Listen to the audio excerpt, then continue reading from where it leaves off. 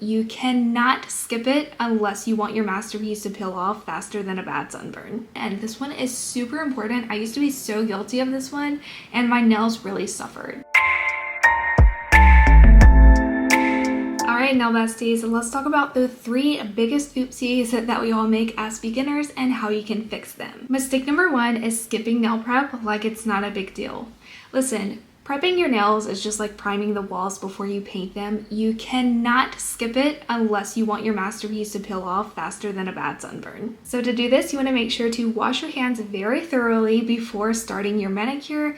Do push back your cuticles with a wooden cuticle pusher. If you are using a metal one, please be sure to be very gentle. When pushing back your cuticles, you might see some little white stuff stuck to your nail bed and you want to make sure to remove that. You can do this with a fine grit buffing block or a fine grit sanding band on your e-file. Just make sure to buff your nails very gently. You're only removing the shine. After buffing your nails, you then want to apply a nail dehydrator. If you don't have one, you can just use rubbing alcohol. After that, you may want to apply a primer depending how your nails react with this type of nail prep. Primer just acts as a double-sided tape, holding your nails on longer. Mistake number 2 is probably one of the biggest ones that you're gonna see in beginners, and that is getting product on your skin and cuticles. Are you guys guilty of this one? Because same. I got product on my skin so much as a beginner, and here's the tea.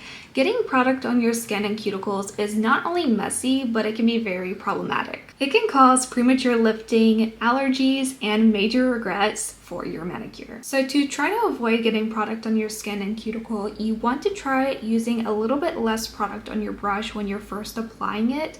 You can also use something like a very fine tip precision brush depending on the product that you're applying, and try to stay a very small hairline away from your cuticle. I know I used to hate going to the salon and having a big gap between my actual nail enhancement and my cuticle. However, that is their way of making sure they don't get it on your skin. Now, mistake number 3 is not filing your nails enough after your product application, and this one is super important. I used to be so guilty of this one and my nails really suffered. It can be so daunting as a beginner trying to learn how to do nails and trying to learn how to file your nails. That was very hard for me, and learning to do this is very important. You do not want to remove the apex of the nail, which is the structure. So if you remove the apex, your nails are going to break very quickly, and if you don't file enough, your nails are going to look lumpy, bumpy, and not professional. A big piece of advice that I have for you beginners is to find a very in-depth filing nail tutorial on YouTube and follow it to the T. The game-changing piece of advice that I actually have regarding shaping is to file the shape of your nails after you've finished with your top coat. Now, I know a lot of people will tell you to cap the free edge with your product to prevent them from chipping.